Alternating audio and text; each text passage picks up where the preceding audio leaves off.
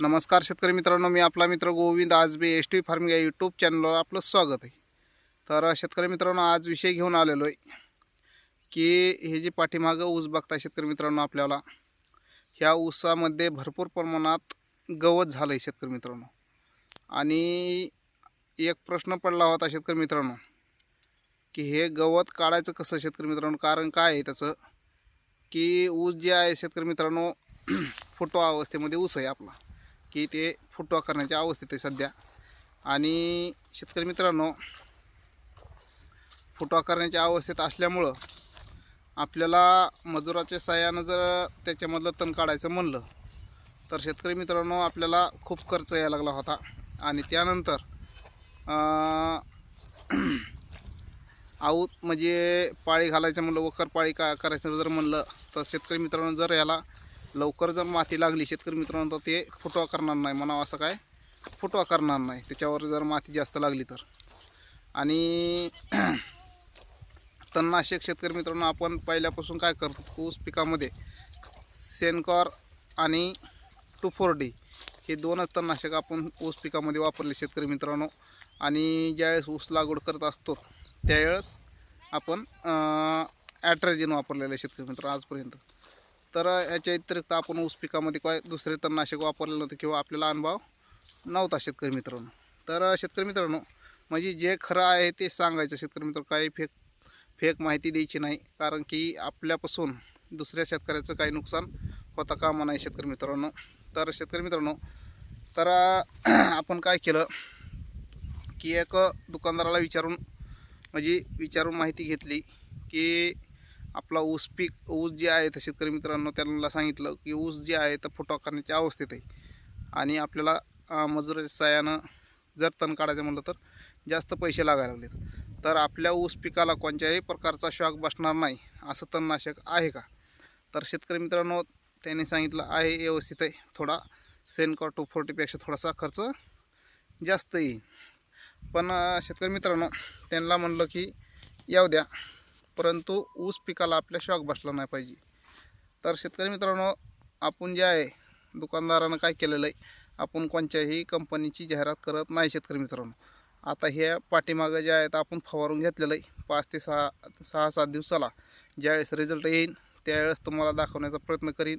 तोपर्यंत त्याचं मी फवारा असं म्हणणार नाही, परंतु ज्यावेळेस त्याचा रिझल्ट चांगल्या प्रकारे येईल त्यावेळेस तुम्हाला निश्चित दुसऱ्या व्हिडिओमध्ये हे औषध फवारा म्हणून असं सांगेन शेतकरी मित्रांनो। परंतु आता सध्या आम्ही सांगणार नाही, परंतु शेतकरी मित्रांनो तुम्हाला माहिती असावा म्हणून तुम्हाला हे व्हिडिओ बनवून टाकतो शेतकरी मित्रांनो। म्हणजे की आपल्याला त्याचा रिझल्ट जर व्यवस्थित आपल्या ऊस पिकाला जर शॉक नाही बसला व्यवस्थित आणि तण जे आहे ते व्यवस्थित संपूर्ण तण नष्ट जर झालं तर शेतकरी मित्रांनो थोडाफार खर्च जास्त होऊ द्या, परंतु आपला ऊस जे मुख्य पीक असतंय त्याला इजा जर झालं नाही तर शेतकरी मित्रांनो काय हरकत नाही, थोडासा खर्च जास्त झाला तर शेतकरी मित्रांनो। तर त्याचं नाव सांगतो शेतकरी मित्रांनो, त्या ब्रँडचं जे म्हणजे बाजारामधील नाव जे आहे तर टोको नाव आहे शेतकरी मित्रांनो। आणि त्याच्यामध्ये घटक जे आहे तर शेतकरी मित्रांनो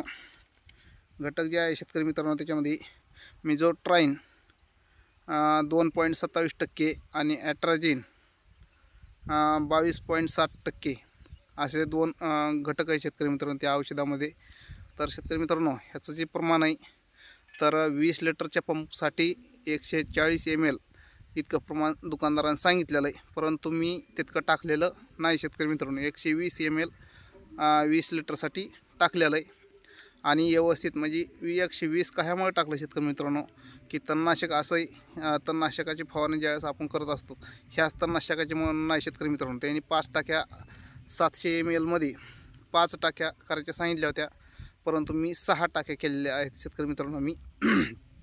तर पाणी जे आहे शेतकरी मित्रांनो तर तणनाशक फवारता वेळेस एक काळजी घ्यायची। आता हे तणनाशक फवारा किंवा दुसरं तणनाशक फवारा तर एक काळजी घ्यायची शेतकरी मित्रांनो की जे तण असतं त्या तणावर शेतकरी मित्रांनो व्यवस्थितपणे तण जे आहे ते व्यवस्थितपणे भिजलं पाहिजे शेतकरी मित्रांनो। म्हणजे की पाण्याचा जास्त वापर करायचा शेतकरी मित्रांनो, थोडं टाकीमध्ये औषध कमी वापरा, परंतु पाणी व्यवस्थित फवारून घ्या शेतकरी मित्रांनो।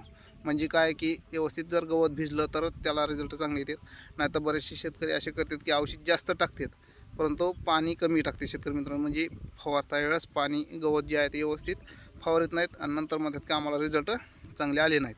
आता दुकानदाराने 140 ml टाकाय सांगितलं आहे परंतु मी 120 ml टाकलं आहे. आता बघूयात तुम्हाला मी काय करीन की 8 म्हणजे 5-6 दिवसाला दुसरा व्हिडिओमध्ये त्याचे रिझल्ट जरी चांगले आले तरी व्हिडिओ टाकीन. खराब रिझल्ट म्हणजे रिझल्ट म्हणावं असे चांगले नाही जर आले म्हणजे ऊसाला जर शॉक बसला तर ते बी तुम्हाला ह्या दुसऱ्या व्हिडिओमध्ये सांगण्याचा प्रयत्न करेन शेतकरी मित्रांनो. त्याकरता आपल्या यूट्यूब चॅनलला लाईक शेअर सबस्क्राईब करायला विसरू जाऊ नका. कोणतीही फेक प्रकारची माहिती आपण या यूट्यूब चॅनलवर देत नाहीत.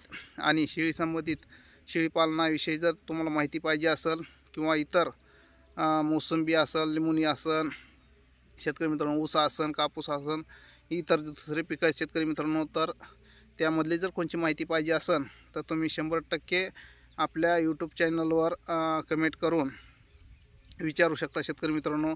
त्याला मी रिप्लाय देण्याचा प्रयत्न करीन. धन्यवाद.